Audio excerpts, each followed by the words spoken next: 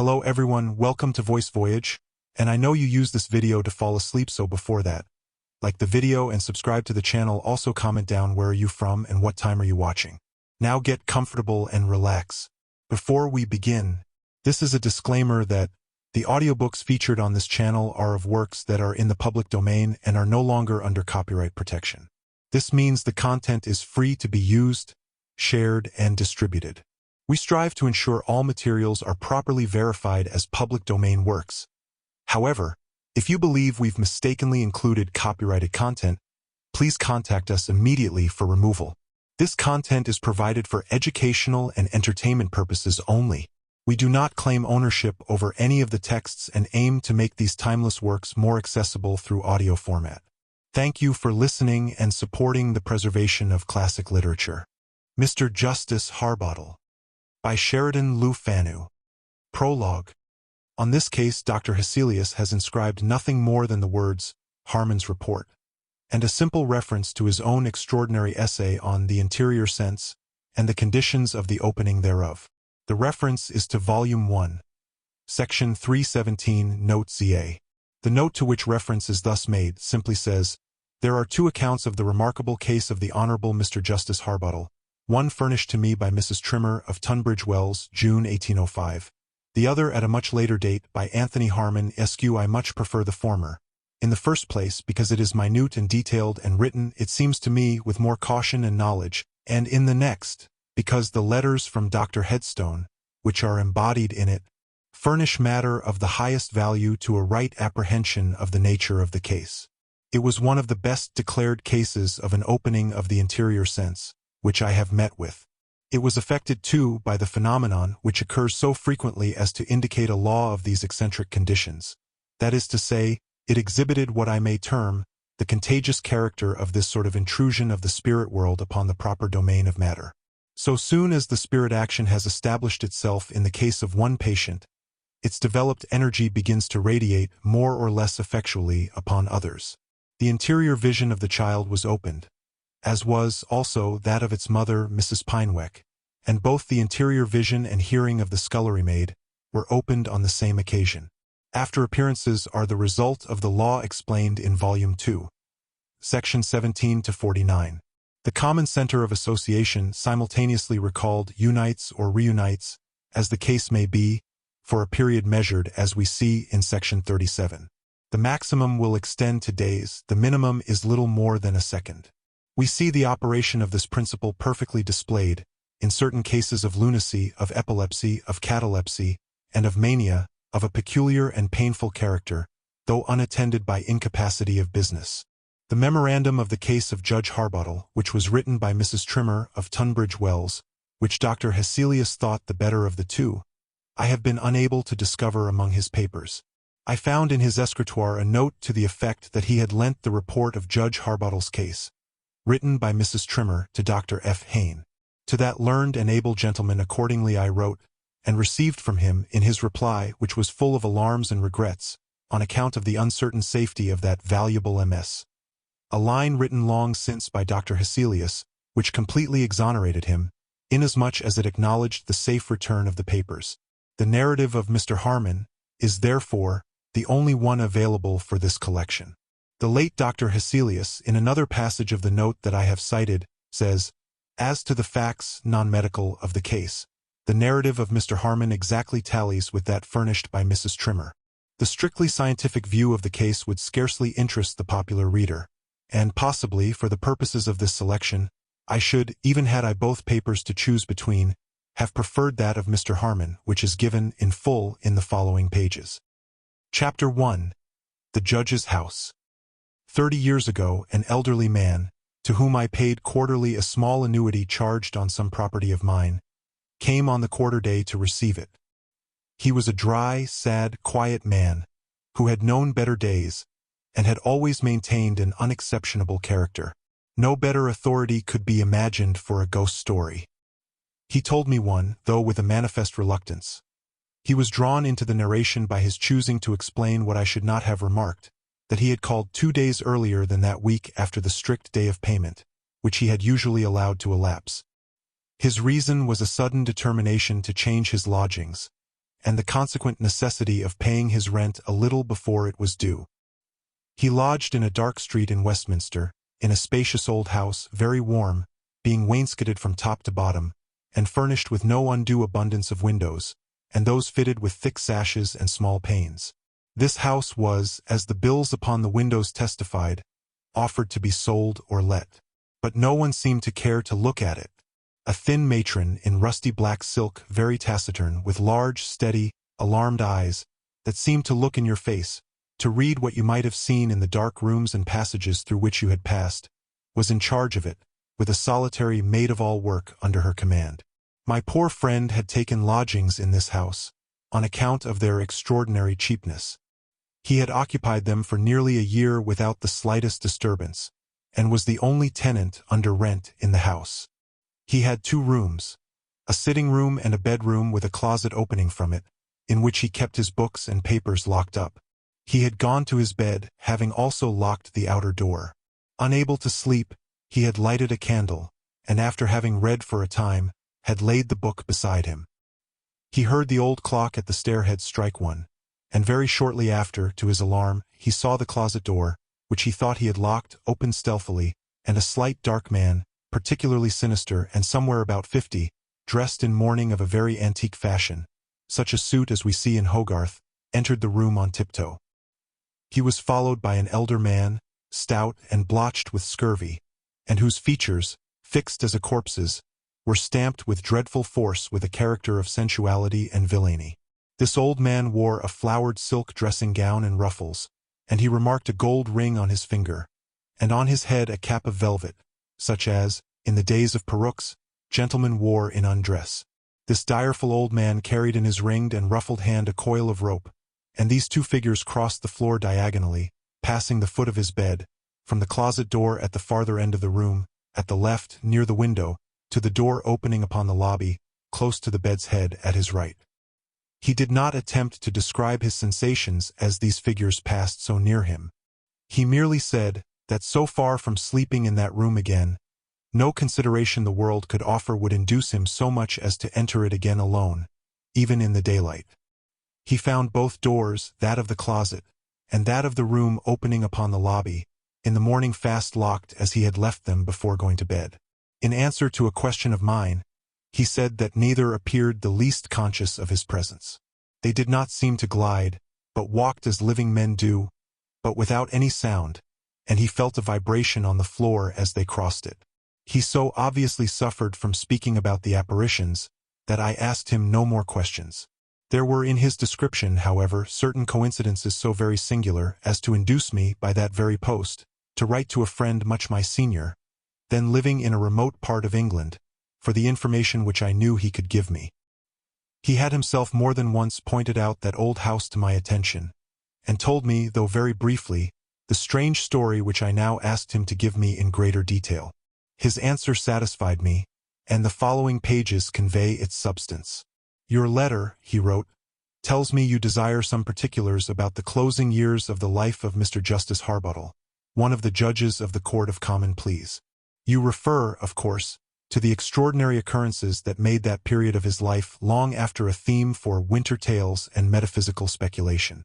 I happen to know perhaps more than any other man living of those mysterious particulars. The old family mansion, when I revisited London more than 30 years ago, I examined for the last time. During the years that have passed since then, I hear that improvement, with its preliminary demolitions, has been doing wonders for the quarter of Westminster in which it stood. If I were quite certain that the house had been taken down, I should have no difficulty about naming the street in which it stood. As what I have to tell, however, is not likely to improve its letting value, and as I should not care to get into trouble, I prefer being silent on that particular point. How old the house was, I can't tell. People said it was built by Roger Harbottle, a Turkey merchant, in the reign of King James I. I am not a good opinion upon such questions, but having been in it, though in its forlorn and deserted state, I can tell you in a general way what it was like. It was built of dark red brick, and the door and windows were faced with stone that had turned yellow by time. It receded some feet from the line of the other houses in the street, and it had a florid and fanciful rail of iron about the broad steps that invited your ascent to the hall door, in which were fixed, under a file of lamps among scrolls and twisted leaves, two immense extinguishers, like the conical caps of fairies into which, in old times, the footmen used to thrust their flambeaux when their chairs or coaches had set down their great people, in the hall or at the steps, as the case might be. That hall is panelled up to the ceiling, and has a large fireplace. 2 or 3 stately old rooms open from it at each side. The windows of these are tall, with many small panes. Passing through the arch at the back of the hall, you come upon the wide and heavy well staircase. There is a back staircase also. The mansion is large and has not as much light, by any means, in proportion to its extent, as modern houses enjoy. When I saw it, it had long been untenanted, and had the gloomy reputation beside of a haunted house. Cobwebs floated from the ceilings or spanned the corners of the cornices, and dust lay thick over everything. The windows were stained with the dust and rain of 50 years, and darkness had thus grown darker. When I made it my first visit, it was in company with my father when I was still a boy in the year 1808. I was about 12 years old, and my imagination impressible, as it always is at that age.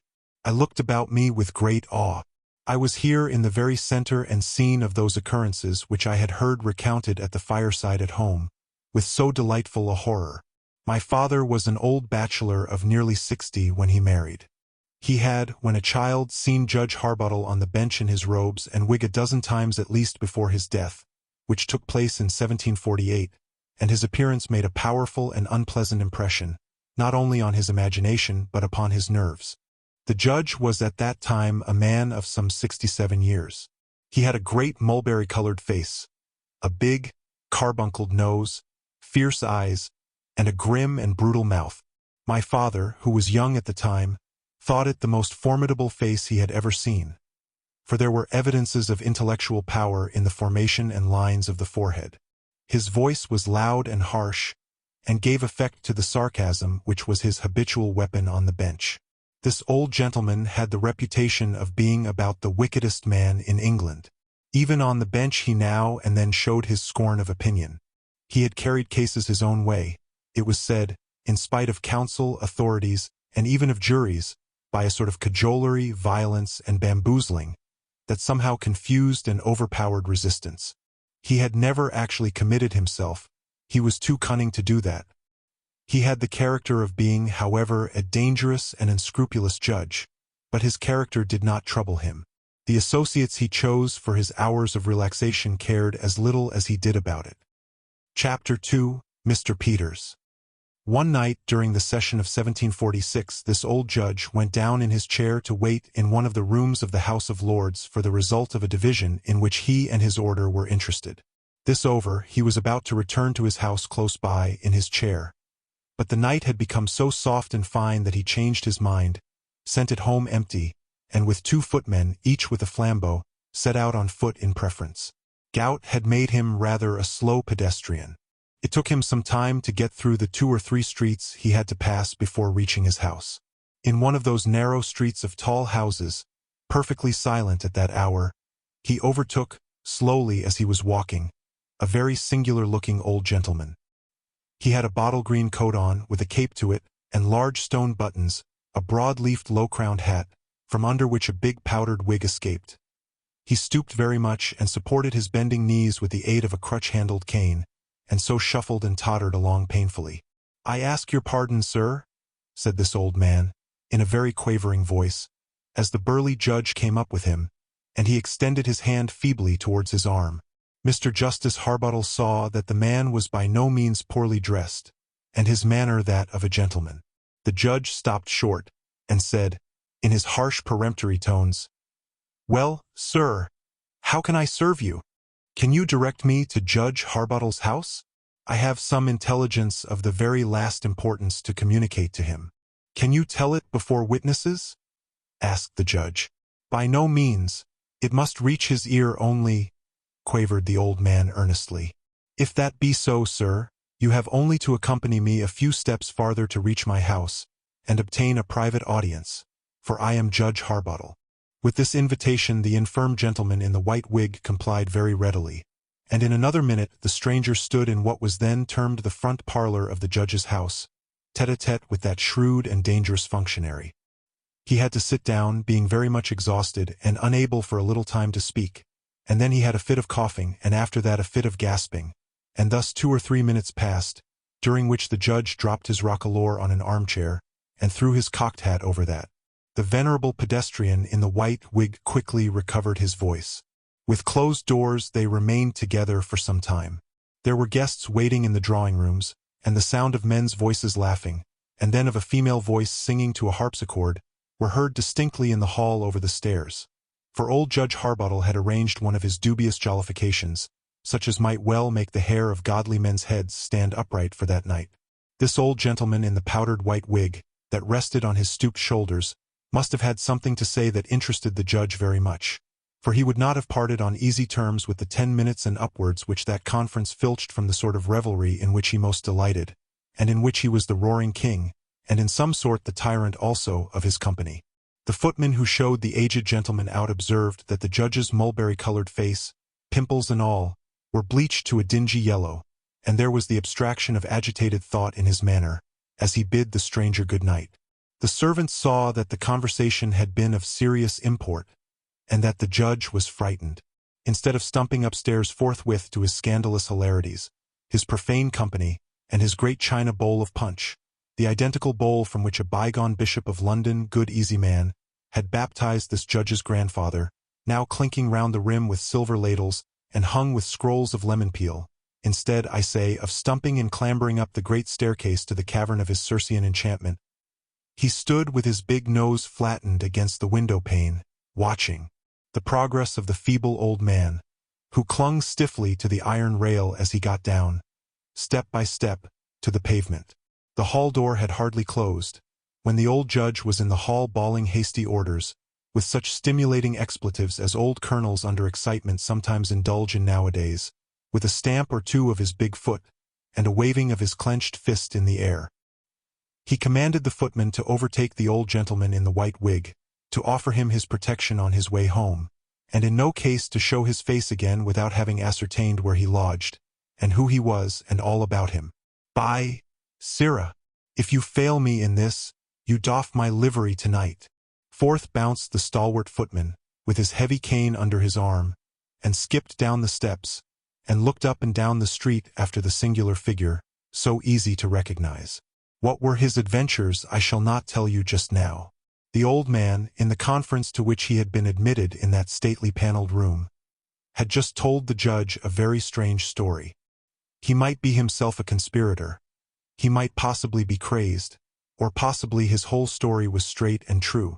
The aged gentleman in the bottle-green coat, in finding himself alone with Mr. Justice Harbottle, had become agitated. He said, "There is, perhaps you are not aware, my lord, a prisoner in Shrewsbury jail, charged with having forged a bill of exchange for £120, and his name is Lewis Pineweck, a grocer of that town." "Is there?" says the judge, who knew well that there was. "Yes, my lord," says the old man. "Then you had better say nothing to affect this case. If you do, I'll commit you, for I'm to try it," says the judge, with his terrible look and tone. "I am not going to do anything of the kind, my lord. Of him or his case I know nothing and care nothing. But a fact has come to my knowledge which it behoves you to well consider." "And what may that fact be?" inquired the judge. "I'm in haste, sir, and beg you will use dispatch. It has come to my knowledge, my lord, that a secret tribunal is in process of formation, the object of which is to take cognizance of the conduct of the judges, and first of your conduct, my lord. It is a wicked conspiracy." "Who are of it?" demands the judge. "I know not a single name as yet. I know but the fact, my lord. It is most certainly true." "I'll have you before the Privy Council, sir," says the judge. "That is what I most desire, but not for a day or two, my lord." "And why so?" "I have not as yet a single name, as I told your lordship, but I expect to have a list of the most forward men in it, and some other papers connected with the plot, in 2 or 3 days. "You said 1 or 2 just now." "About that time, my lord." "Is this a Jacobite plot?" "In the main I think it is, my lord." "Why, then, it is political. I have tried no state prisoners, nor am like to try any such." "How, then, Doth it concern me? From what I can gather, my lord, there are those in it who desire private revenges upon certain judges. What do they call their cabal? The High Court of Appeal, my lord. Who are you, sir? What is your name? Hugh Peters, my lord. That should be a Whig name? It is, my lord. Where do you lodge, Mr. Peters? In Thames Street, my lord, over against the sign of the Three Kings. 3 Kings. Take care one be not too many for you, Mr. Peters. How come you, an honest Whig, as you say, to be privy to a Jacobite plot? Answer me that. My lord, a person in whom I take an interest has been seduced to take a part in it, and being frightened at the unexpected wickedness of their plans, he is resolved to become an informer for the crown. He resolves like a wise man, sir. What does he say of the persons who are in the plot? Doth he know them? Only 2, my lord, but he will be introduced to the club in a few days, and he will then have a list and more exact information of their plans, and above all of their oaths, and their hours and places of meeting, with which he wishes to be acquainted before they can have any suspicions of his intentions. And being so informed, to whom, think you, my lord, had he best go then? To the King's Attorney General straight. But you say this concerns me, sir, in particular? How about this prisoner, Louis Pineweck? Is he one of them?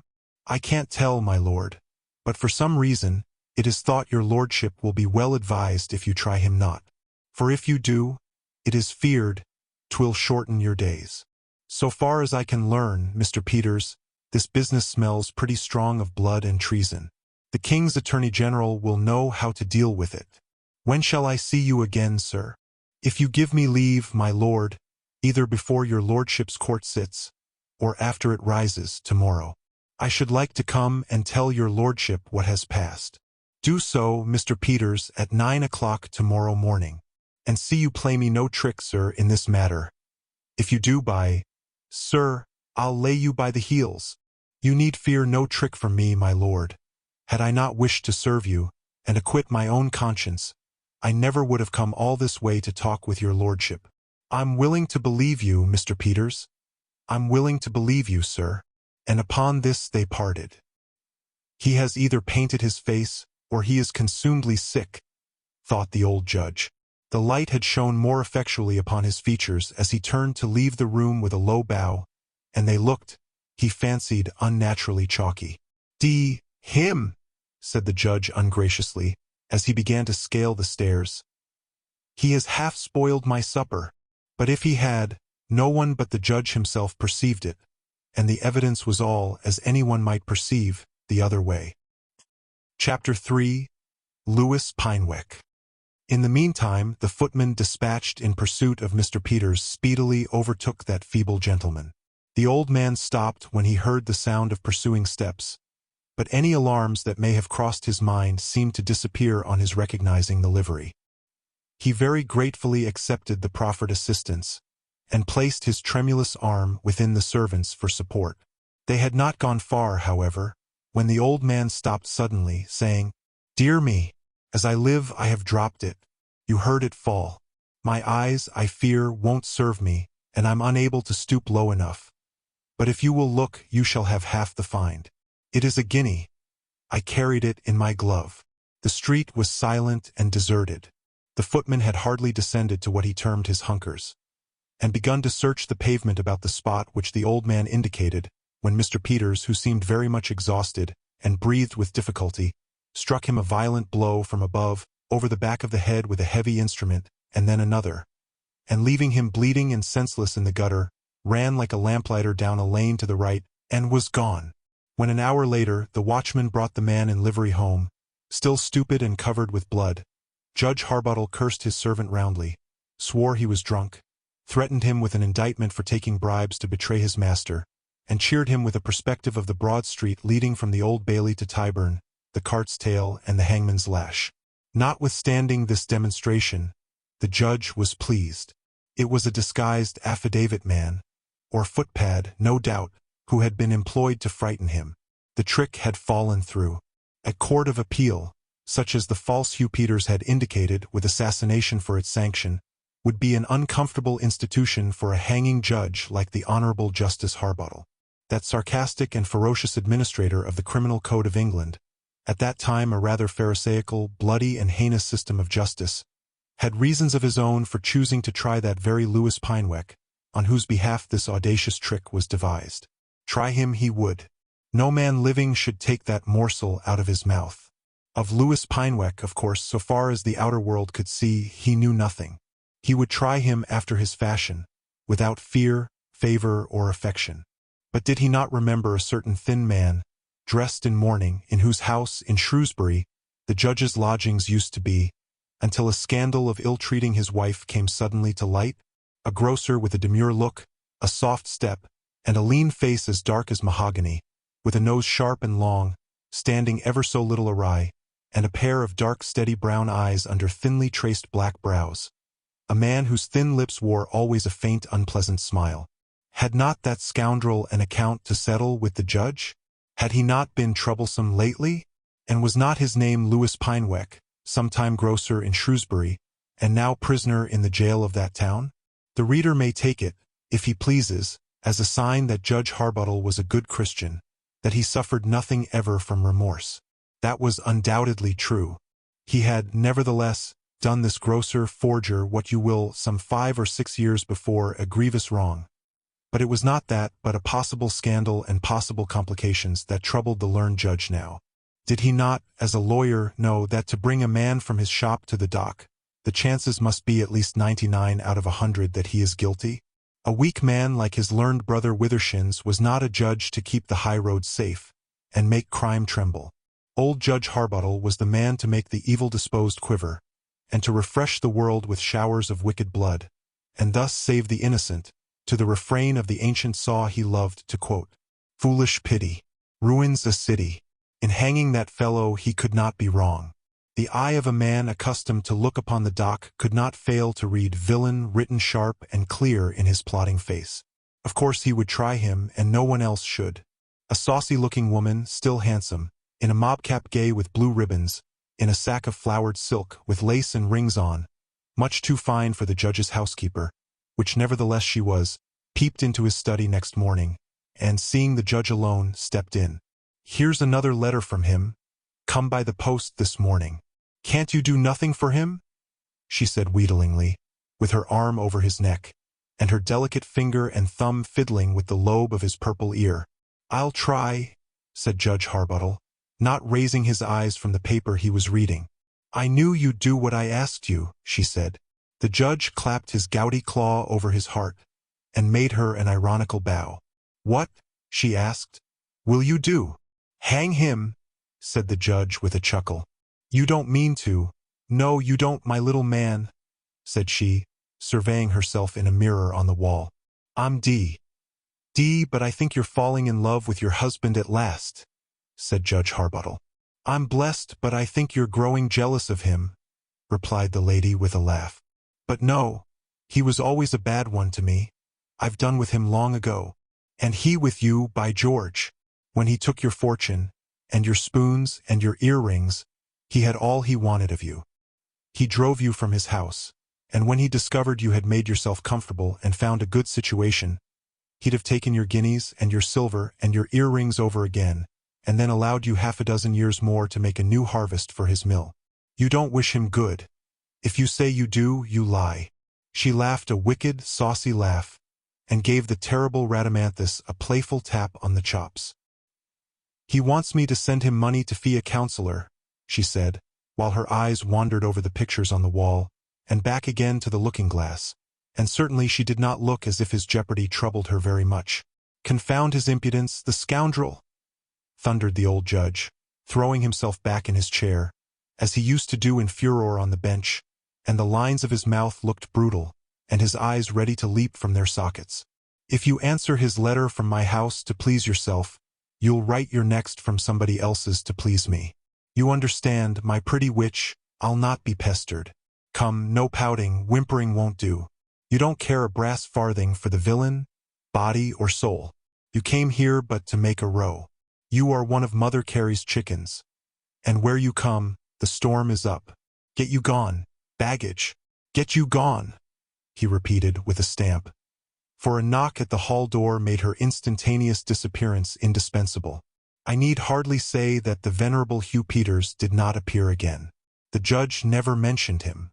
But oddly enough, considering how he laughed to scorn the weak invention which he had blown into dust at the very first puff, his white-wigged visitor and the conference in the dark front parlor were often in his memory.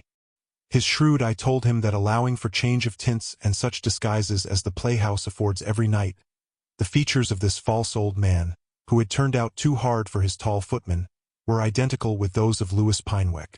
Judge Harbottle made his registrar call upon the Crown Solicitor and tell him that there was a man in town who bore a wonderful resemblance to a prisoner in Shrewsbury jail named Louis Pineweck, and to make inquiry through the post forthwith whether anyone was personating Pineweck in prison and whether he had thus or otherwise made his escape.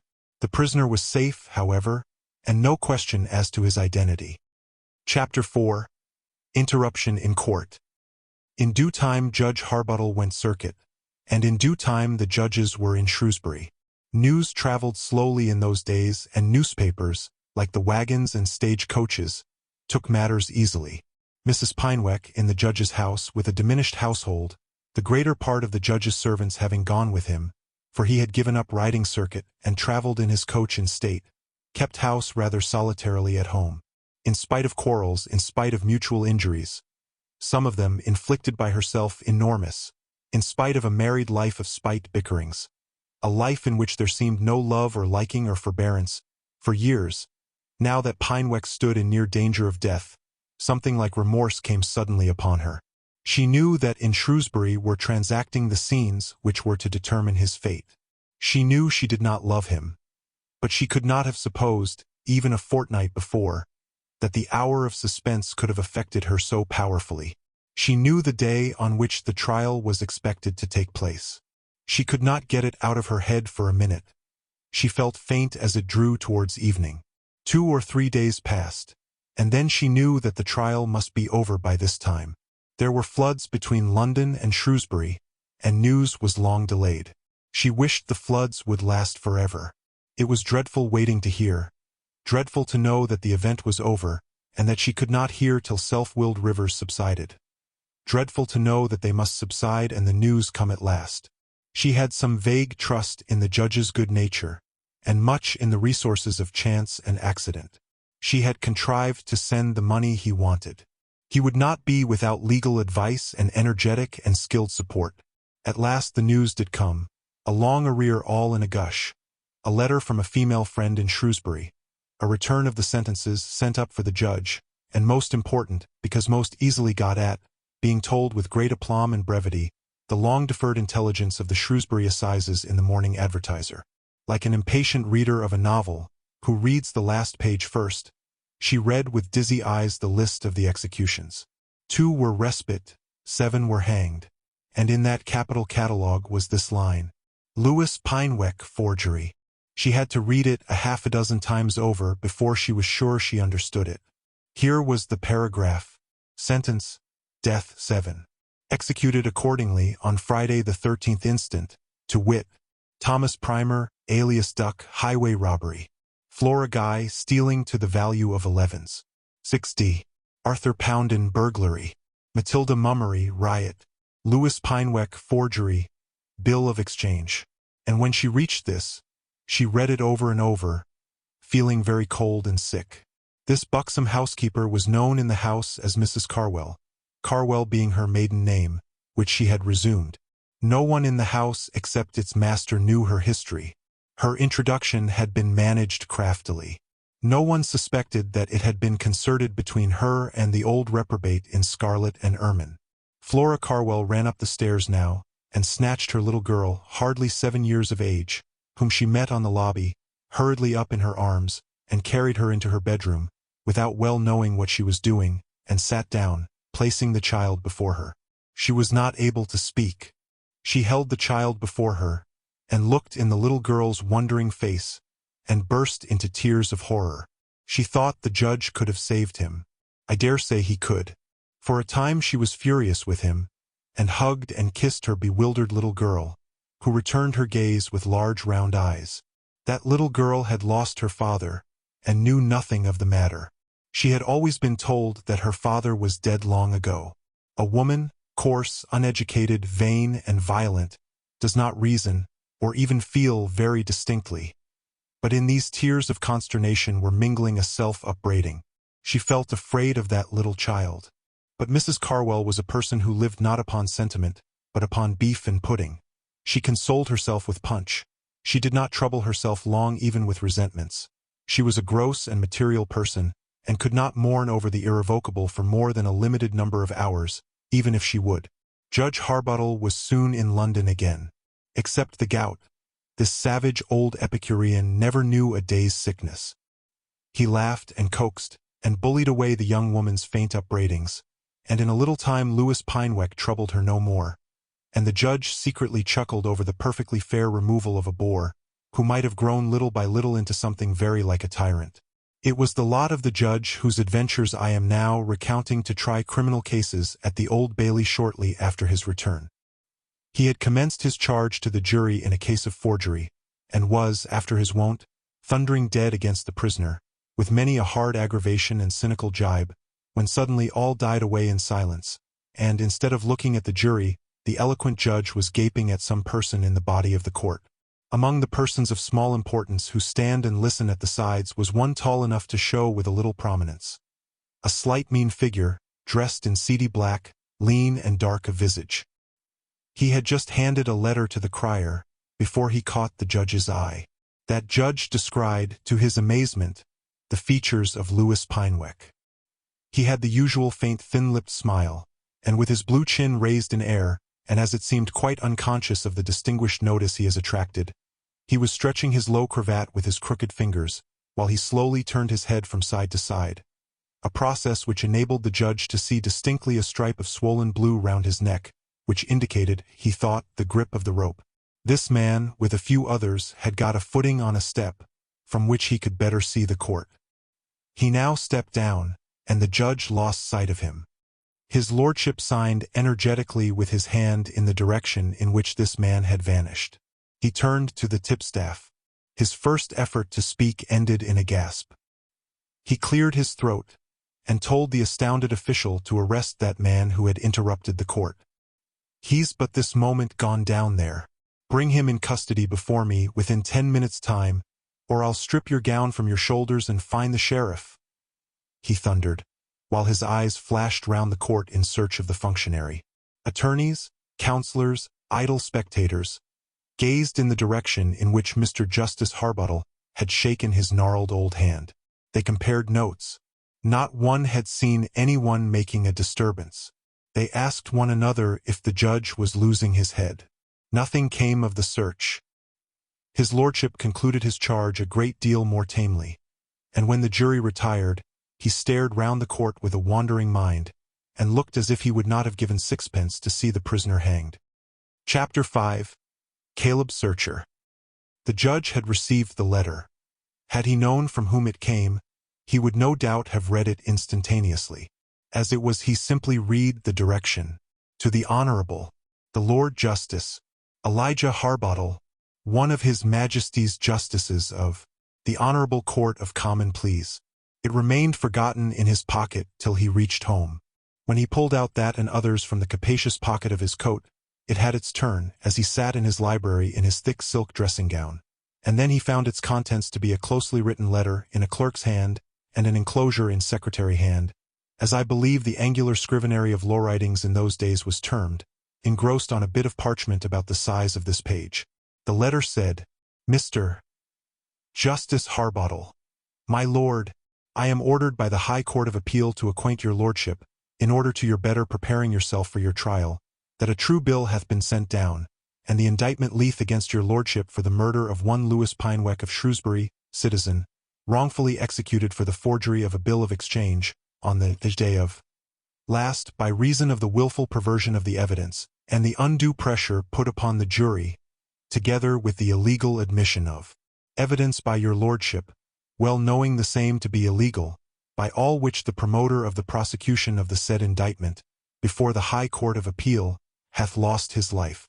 And the trial of the said indictment, I am farther ordered to acquaint your lordship, is fixed for the both day of Next ensuing, by the Right Honourable the Lord Chief Justice Twofold of the Court aforesaid, to wit, the High Court of Appeal, on which day it will most certainly take place.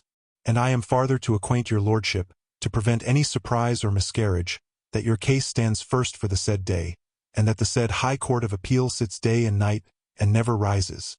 And herewith, by order of the said court, I furnish your Lordship with a copy, extract, of the record in this case, except of the indictment, whereof, notwithstanding, the substance and effect is supplied to your Lordship in this notice.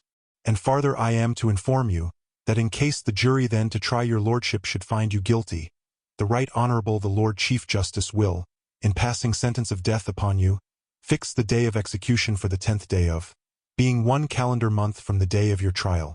It was signed by Caleb Searcher, officer of the Crown Solicitor in the Kingdom of Life and Death. The judge glanced through the parchment. "Splud! Do they think a man like me is to be bamboozled by their buffoonery?" The judge's coarse features were wrung into one of his sneers, but he was pale. Possibly, after all, there was a conspiracy on foot. It was queer. Did they mean to pistol him in his carriage? Or did they only aim at frightening him? Judge Harbottle had more than enough of animal courage. He was not afraid of highwaymen, and he had fought more than his share of duels, being a foul-mouthed advocate while he held briefs at the bar. No one questioned his fighting qualities. But with respect to this particular case of Pineweck, he lived in a house of glass. Was there not his pretty, dark-eyed, overdressed housekeeper, Mrs. Flora Carwell? Very easy for people who knew Shrewsbury to identify Mrs. Pineweck, if once put upon the scent. And had he not stormed and worked hard in that case? Had he not made it hard sailing for the prisoner?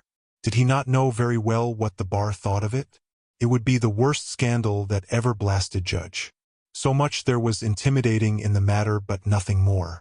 The judge was a little bit gloomy for a day or two after, and more testy with everyone than usual. He locked up the papers, and about a week after he asked his housekeeper one day in the library, "Had your husband never a brother?" Mrs. Carwell squalled on this sudden introduction of the funereal topic, and cried exemplary piggins full, as the judge used pleasantly to say. But he was in no mood for trifling now, and he said sternly, "Come, madam, this wearies me. Do it another time, and give me an answer to my question."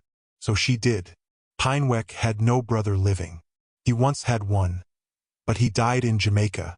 "How do you know he is dead?" asked the judge. "Because he told me so." "Not the dead man." "Pineweck told me so." "Is that all?" sneered the judge. He pondered this matter, and time went on. The judge was growing a little morose, and less enjoying. The subject struck nearer to his thoughts than he fancied it could have done. But so it is with most undivulged vexations, and there was no one to whom he could tell this one. It was now the 9th, and Mr. Justice Harbottle was glad. He knew nothing would come of it. Still it bothered him, and tomorrow would see it well over. What of the paper I have cited? No one saw it during his life. No one after his death. He spoke of it to Dr. Headstone, and what purported to be a copy, in the old judge's handwriting, was found. The original was nowhere. Was it a copy of an illusion incident to brain disease? Such is my belief.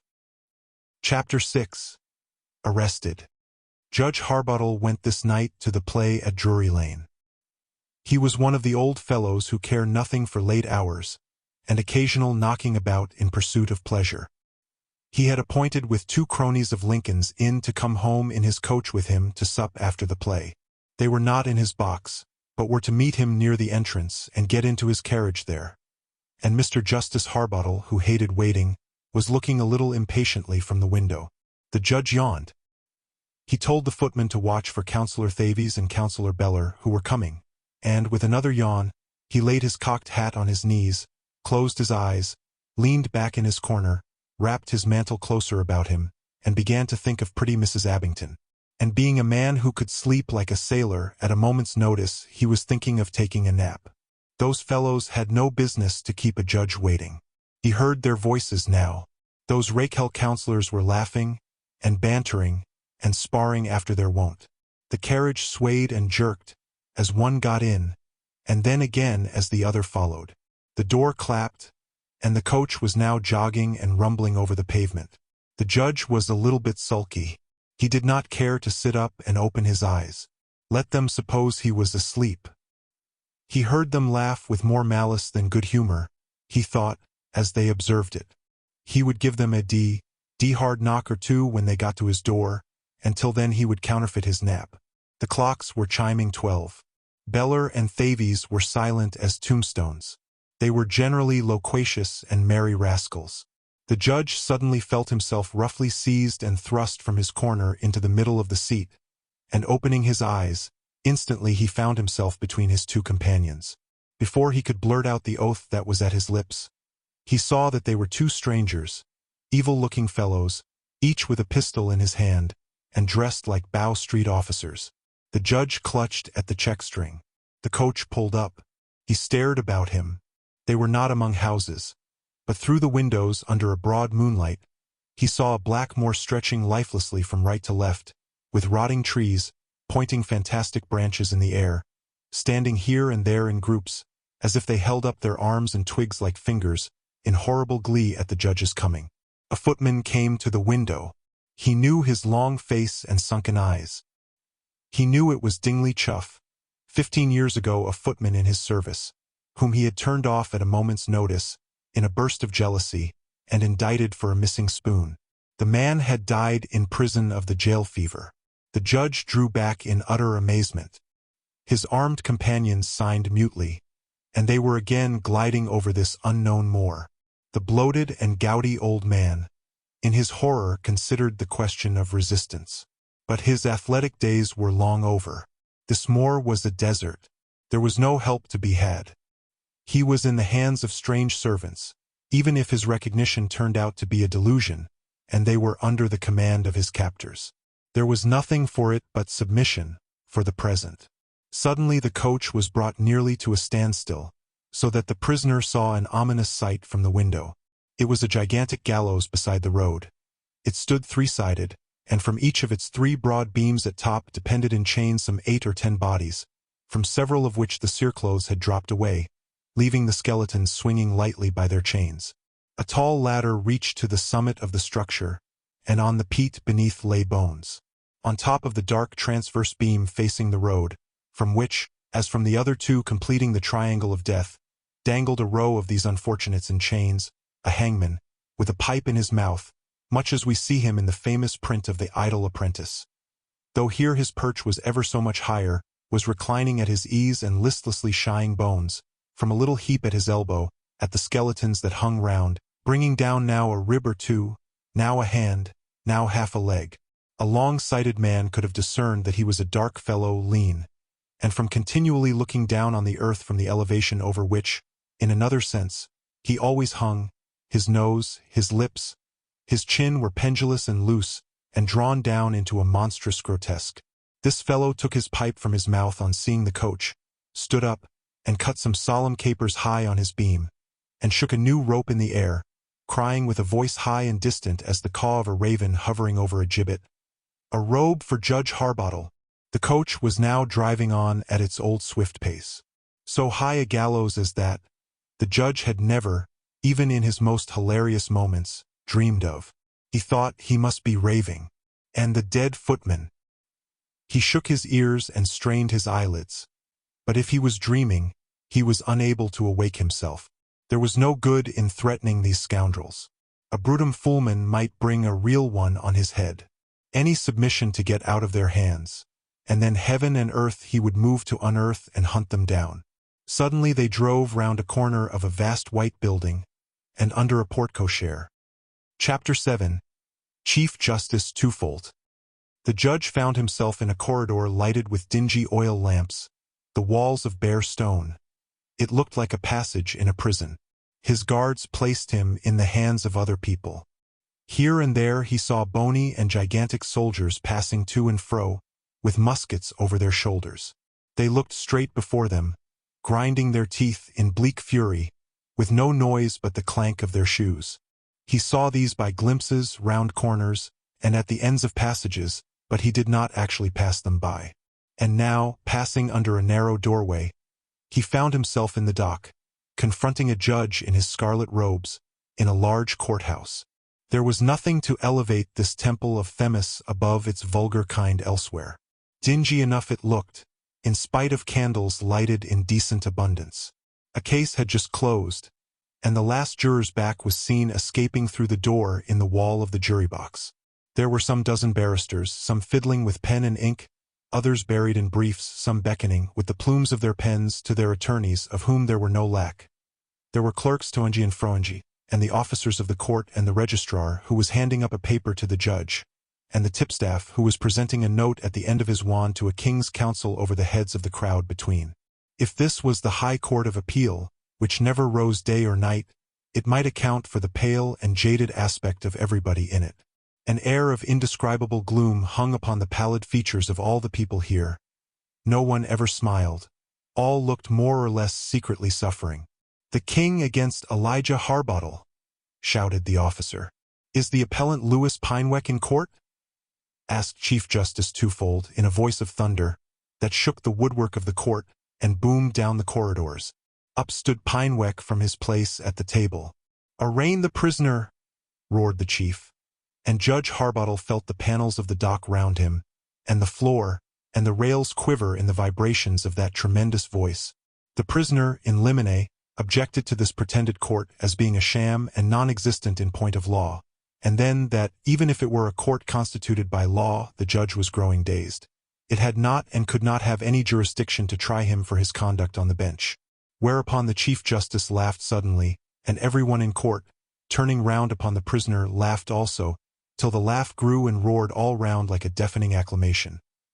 He saw nothing but glittering eyes and teeth, a universal stare and grin.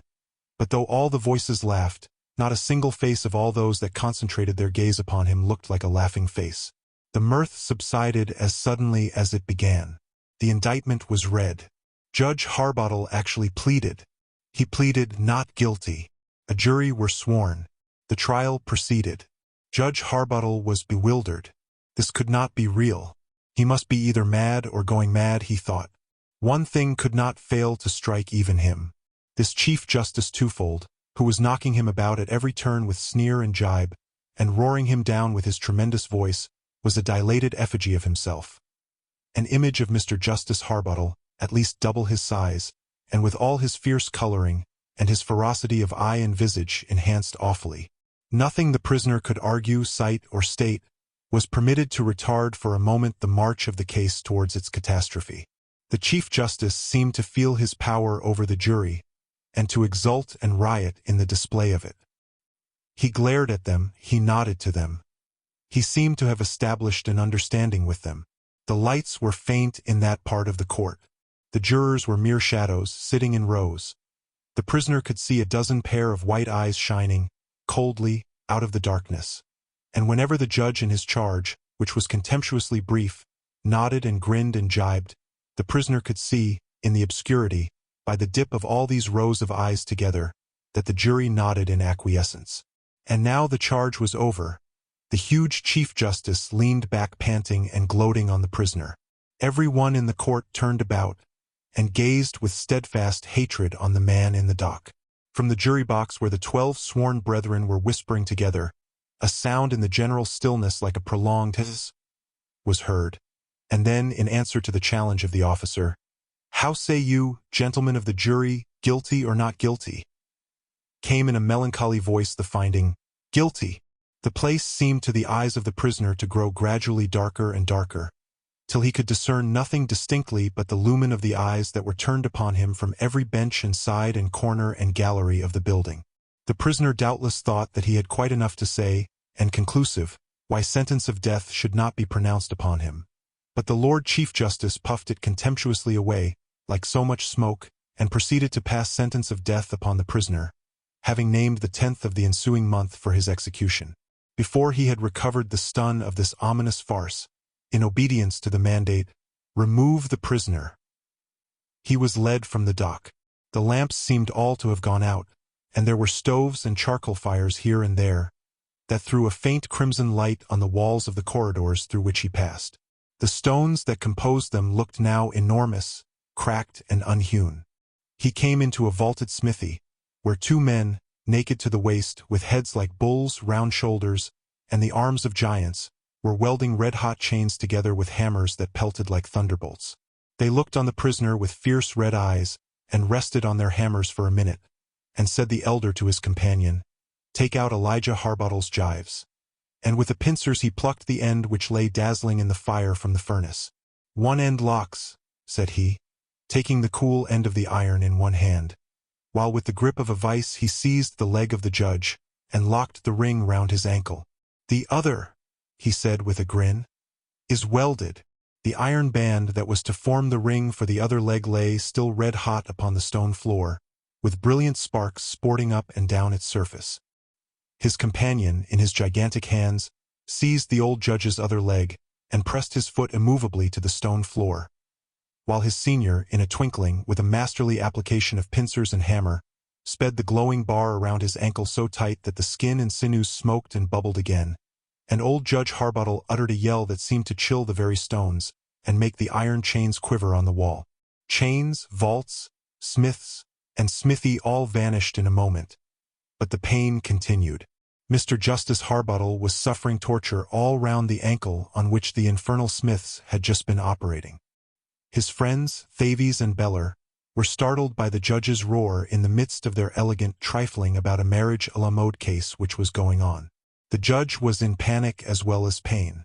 The street lamps and the light of his own hall door restored him. "I'm very bad," growled he between his set teeth. "My foot's blazing. Who was he that hurt my foot? 'Tis the gout. 'Tis the gout," he said, awaking completely. "How many hours have we been coming from the playhouse? S'blood, what has happened on the way? I've slept half the night." There had been no hitch or delay, and they had driven home at a good pace. The judge, however, was in gout. He was feverish too, and the attack, though very short, was sharp, and when, in about a fortnight, it subsided, his ferocious joviality did not return. He could not get this dream, as he chose to call it, out of his head. Chapter 8. Somebody has got into the house. People remarked that the judge was in the vapors. His doctor said he should go for a fortnight to Buxton. Whenever the judge fell into a brown study, he was always conning over the terms of the sentence pronounced upon him in his vision. "In 1 calendar month from the date of this day," and then the usual form, "and you shall be hanged by the neck till you are dead," etc. That will be the 10th. I'm not much in the way of being hanged. I know what stuff dreams are, and I laugh at them. But this is continually in my thoughts, as if it forecast misfortune of some sort. I wish the day my dream gave me were past and over.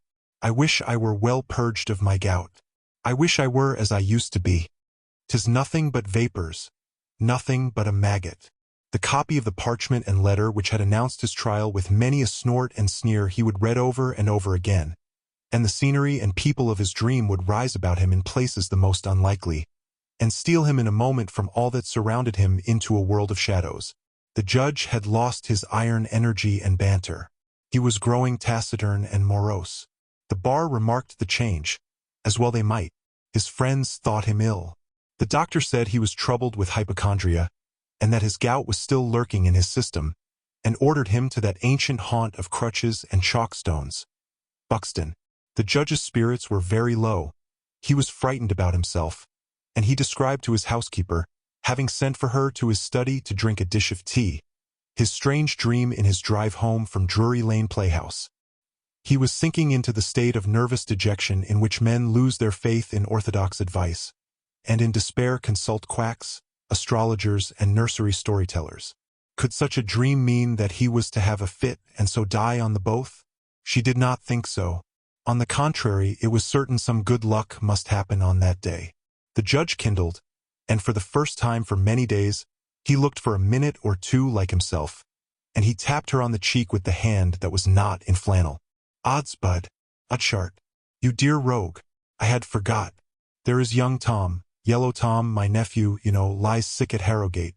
Why shouldn't he go that day as well as another, and if he does, I get an estate by it? Why, look'ee, I asked Dr. Headstone yesterday if I was like to take a fit any time, and he laughed, and swore I was the last man in town to go off that way. The judge sent most of his servants down to Buxton to make his lodgings and all things comfortable for him. He was to follow in a day or two. It was now the 9th, and the next day well over, he might laugh at his visions and auguries. On the evening of the 9th, Dr. Headstone's footman knocked at the judge's door. The doctor ran up the dusky stairs to the drawing-room. It was a March evening, near the hour of sunset, with an east wind whistling sharply through the chimney-stacks. A wood fire blazed cheerily on the hearth, and Judge Harbottle, in what was then called a brigadier wig, with his red roquelaure on, helped the glowing effect of the darkened chamber, which looked red all over like a room on fire. The judge had his feet on a stool, and his huge grim purple face confronted the fire, and seemed to pant and swell, as the blaze alternately spread upward and collapsed. He had fallen again among his blue devils, and was thinking of retiring from the bench, and of 50 other gloomy things. But the doctor, who was an energetic son of Aesculapius, would listen to no croaking, told the judge he was full of gout, and in his present condition no judge even of his own case, but promised him leave to pronounce on all those melancholy questions, a fortnight later. In the meantime the judge must be very careful. He was overcharged with gout, and he must not provoke an attack, till the waters of Buxton should do that office for him, in their own salutary way. The doctor did not think him perhaps quite so well as he pretended, for he told him he wanted rest, and would be better if he went forthwith to his bed. Mr. Girningham, his valet, assisted him and gave him his drops, and the judge told him to wait in his bedroom till he should go to sleep. 3 persons that night had specially odd stories to tell. The housekeeper had got rid of the trouble of amusing her little girl at this anxious time, by giving her leave to run about the sitting-rooms and look at the pictures and china, on the usual condition of touching nothing. It was not until the last gleam of sunset had for some time faded, and the twilight had so deepened that she could no longer discern the colors on the china figures on the chimney-piece or in the cabinets, that the child returned to the housekeeper's room to find her mother. To her she related, after some prattle about the china, and the pictures, and the judge's 2 grand wigs in the dressing-room off the library, an adventure of an extraordinary kind. In the hall was placed, as was customary in those times, the sedan chair which the master of the house occasionally used, covered with stamped leather, and studded with gilt nails, and with its red silk blinds down. In this case, the doors of this old-fashioned conveyance were locked, the windows up, and, as I said, the blinds down, but not so closely that the curious child could not peep underneath one of them, and see into the interior. A parting beam from the setting sun, admitted through the window of a back room, shot obliquely through the open door, and lighting on the chair, shone with a dull transparency through the crimson blind. To her surprise, the child saw in the shadow a thin man, dressed in black, seated in it. He had sharp dark features. His nose, she fancied, a little awry, and his brown eyes were looking straight before him. His hand was on his thigh, and he stirred no more than the waxen figure she had seen at Southwark Fair. A child is so often lectured for asking questions, and on the propriety of silence, and the superior wisdom of its elders, that it accepts most things at last in good faith, and the little girl acquiesced respectfully in the occupation of the chair by this mahogany-faced person as being all right and proper. It was not until she asked her mother who this man was, and observed her scared face as she questioned her more minutely upon the appearance of the stranger, that she began to understand that she had seen something unaccountable. Mrs. Carwell took the key of the chair from its nail over the footman's shelf, and led the child by the hand up to the hall, having a lighted candle in her other hand. She stopped at a distance from the chair, and placed the candlestick in the child's hand. "Peep in, Marjorie, again, and try if there's anything there," she whispered. "Hold the candle near the blind so as to throw its light through the curtain." The child peeped, this time with a very solemn face, and intimated at once that he was gone. "Look again and be sure," urged her mother. The little girl was quite certain, and Mrs. Carwell, with her mob cap of lace and cherry-colored ribbons, and her dark brown hair, not yet powdered, over a very pale face, unlocked the door, looked in, and beheld emptiness. "All a mistake, child, you see. There. Ma'am. See there. He's gone round the corner," said the child. "Where?" said Mrs. Carwell, stepping backward a step. "Into that room." "Tut, child! 'Twas the shadow?" cried Mrs. Carwell angrily, because she was frightened. I moved the candle, but she clutched one of the poles of the chair, which leant against the wall in the corner, and pounded the floor furiously with one end of it, being afraid to pass the open door the child had pointed to. The cook and 2 kitchen maids came running upstairs, not knowing what to make of this unwanted alarm. They all searched the room, but it was still and empty, and no sign of anyone's having been there. Some people may suppose that the direction given to her thoughts by this odd little incident will account for a very strange illusion which Mrs. Carwell herself experienced about 2 hours later. Chapter 9. The Judge Leaves His House. Mrs. Flora Carwell was going up the great staircase with a posset for the judge in a china bowl, on a little silver tray. Across the top of the well staircase there runs a massive oak rail, and, raising her eyes accidentally, she saw an extremely odd-looking stranger, slim and long, leaning carelessly over with a pipe between his finger and thumb. Nose, lips, and chin seemed all to droop downward into extraordinary length, as he leant his odd peering face over the banister. In his other hand he held a coil of rope, one end of which escaped from under his elbow and hung over the rail. Mrs. Carwell, who had no suspicion at the moment that he was not a real person, and fancied that he was someone employed in courting the judge's luggage, called to know what he was doing there. Instead of answering, he turned about and walked across the lobby, at about the same leisurely pace at which she was ascending, and entered a room into which she followed him. It was an uncarpeted and unfurnished chamber. An open trunk lay upon the floor empty, and beside it the coil of rope, but except herself perhaps, when she was able to think it over, it was a relief to was no one in the room. Mrs. Carwell was very much frightened, and now concluded that the child must have seen the same ghost that had just appeared to believe so, for the face, figure, and dress described by the child were awfully like Pinewick, and this certainly was not he. Very much scared and very hysterical, Mrs. Carwell ran down to her room, afraid to look over her shoulder, and got some companions about her and wept and talked and drank more than one cordial, and talked and wept again, and so on, until in those early days it was 10 o'clock and time to go to bed. A scullery maid remained up finishing some of her scouring and scalding for some time after the other servants, who, as I said, were few in number, that night had got to their beds. This was a low-browed, broad-faced, intrepid wench with black hair, who did not valley a ghost not a button, and treated the housekeeper's hysterics with measureless scorn. The old house was quiet now. It was near 12 o'clock. No sounds were audible except the muffled wailing of the wintry winds, piping high among the roofs and chimneys, or rumbling at intervals in under gusts through the narrow channels of the street. The spacious solitudes of the kitchen level were awfully dark, and this skeptical kitchen wench was the only person now up and about the house.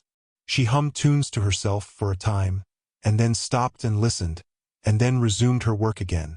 At last, she was destined to be more terrified than even was the housekeeper. There was a back kitchen in this house, and from this she heard, as if coming from below its foundations, a sound like heavy strokes that seemed to shake the earth beneath her feet. Sometimes a dozen in sequence at regular intervals, sometimes fewer. She walked out softly into the passage, and was surprised to see a dusky glow issuing from this room, as if from a charcoal fire. The room seemed thick with smoke. Looking in, she very dimly beheld a monstrous figure, over a furnace, beating with a mighty hammer the rings and rivets of a chain. The strokes, swift and heavy as they looked, sounded hollow and distant. The man stopped and pointed to something on the floor that, through the smoky haze, looked, the thought, like a dead body. She remarked no more, but the servants in the room close by, startled from their sleep by a hideous scream, found her in a swoon on the flags, close to the door, where she had just witnessed this ghastly vision. Startled by the girl's incoherent asseverations that she had seen the judge's corpse on the floor, 2 servants, having first searched the lower part of the house, went rather frightened upstairs to inquire whether their master was well. They found him not in his bed, but in his room. He had a table with candles burning at his bedside, and was getting on his clothes again, and he swore and cursed at them roundly in his old style, telling them that he had business, and that he would discharge on the spot any scoundrel who should dare to disturb him again. So the invalid was left to his quietude. In the morning it was rumored here and there in the street that the judge was dead. A servant was sent from the house 3 doors away, by Councillor Traverse, to inquire at Judge Harbottle's hall door. The servant who opened it was pale and reserved, and would only say that the judge was ill. He had had a dangerous accident. Dr. Headstone had been with him at 7 o'clock in the morning. There were averted looks, short answers, pale and frowning faces, and all the usual signs that there was a secret that sat heavily upon their minds and the time for disclosing which had not yet come. That time would arrive when the coroner had arrived, and the mortal scandal that had befallen the house could be no longer hidden.